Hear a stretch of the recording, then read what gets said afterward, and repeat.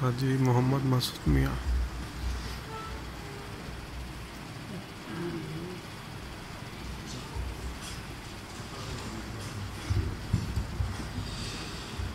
সভাপতিত্ব করছেন হাজী মোহাম্মদ মাসুদ মিয়া। আমরা তাকে একটু অভিনন্দন জানাবো। তিনি তবে একটি ব্যাপার হলো যে এই ধরনের অনুষ্ঠানে না প্রধান অতিথির পরে না সভাপতির বক্তব্যকেও ওইভাবে শোনানো যায় না, বলাও যায় না, কারণ পুরস্কারের ব্যাপারটা সামনে চলে আসে। তো এই সমস্ত অনুষ্ঠানে আমরা যেটা করব, প্রধান অতিথির অনুমতি ক্রমে আমরা যেটা করব, সভাপতির বক্তব্যটা আগে দিয়ে দেবো আর কি। তো সেই সূত্রে আমার তখন মাসুদ ভাই কথা বলবেন। এবার আমরা চলে যাব পরবর্তী বক্তা আছেন মাত্র দুজন আপনাদের ভেতর থেকে, তারপর মঞ্চের দিকে আসবো। আমি আগেই বলেছি আমাদের প্রধান অতিথির প্রতি শ্রদ্ধা রেখে আমরা সময়কে একটু ভালোবাসতে চেষ্টা করব।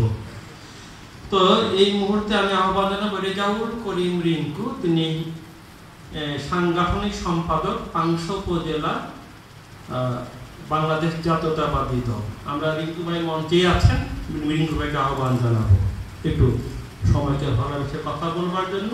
আর সবুজ ভাইয়ের কানে কানে একটি কথা বলে নেই আপনাকে। বিসমিল্লাহির রহমানির রহিম। অবিভক্ত বাংলার বাঘ হিসাবে পরিচিত ঢাকা বিশ্ববিদ্যালয়ে যখন পড়তে এসেছিলাম 1991-92 শিক্ষাবর্ষে, সায়েন্স ফ্যাকাল্টির স্টুডেন্ট হিসাবে যে প্রতিষ্ঠানগুলোতে ঘুরতে গিয়েছিলাম, শেরে বাংলা কে ফজলুল হকের নামে ঢাকা বিশ্ববিদ্যালয়ের একটি হল আছে, একটি প্রতিষ্ঠান আছে, একটি ফ্যাকাল্টি আছে। তখন নিজের বুকের মধ্যে, কলিজার মধ্যে দৃঢ়চেতা মানসিকতা তৈরি হয়েছিল অবিভক্ত বাংলার বাঘ শেরে বাংলা কে আবুল কাশেম ফজলুল হক। সেই বাঘের দৃঢ়চেতা মানসিকতা নিয়ে, সেই দৃঢ় মানসিকতা নিয়ে ঢাকা বিশ্ববিদ্যালয়ে ভর্তি হয়েছিলাম।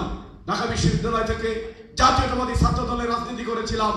এই প্রিয় মানুষটির দৃঢ়চেতা দিয়ে, যার আদর্শ নিয়ে ঢাকা বিশ্ববিদ্যালয়ে জাতীয়তাবাদী ছাত্র দলের রাজনীতি শুরু করেছিলাম।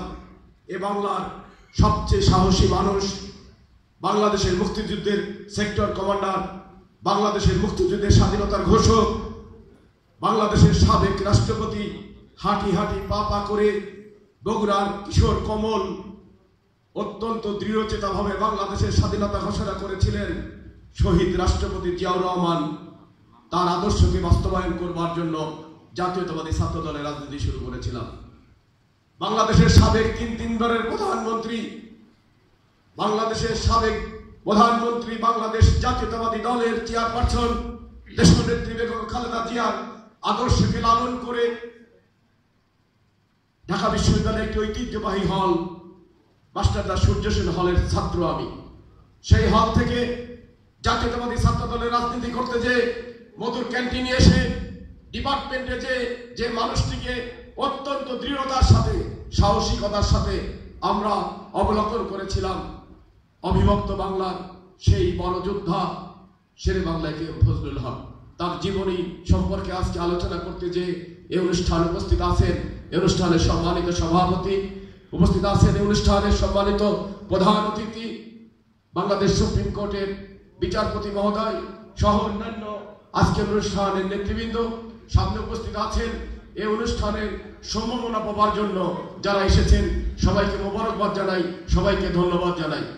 আজকে যে মানুষটিকে নিয়ে আমরা আলোচনা করছি, এই মানুষটির আদর্শকে বুকে লালন করে, এই মানুষটির আদর্শকে বুকে ধারণ করে ফ্যাসিস্ট আওয়ামী মুক্ত পরিবেশে আগামী দিনগুলোতে বাংলাদেশের অভিসংবাদিত নেতা জননেতা তারেক রহমানের হাতকে শক্তিশালী করে ওনার নেতৃত্বে বাংলাদেশ আগামী সরকার গঠন হবে। সেই সরকারে জাতীয়তাবাদী শক্তি, ফ্যাসিস্ট মুক্ত পরিবেশে আমরা আমাদের কার্যপ্রণালী সম্পূর্ণ করব, সম্পাদন করব। জুলাই শহীদদের প্রতি শ্রদ্ধা জানিয়ে, আগস্টের শহীদদের প্রতি শ্রদ্ধা জানিয়ে, আমার সন্তানদের প্রতি শ্রদ্ধা জানিয়ে আমি আজকের এই অনুষ্ঠানে সবাই এসেছেন, সবাইকে মোবারকবাদ জানিয়ে আমি আমার তরফ থেকে ধন্যবাদ জ্ঞাপন করে সংক্ষিপ্ত আলোচনা শেষ করছি। সবাইকে ধন্যবাদ, মোবারকবাদ। আসসালামু আলাইকুম ওয়া রাহমাতুল্লাহি ওয়া বারাকাতুহু।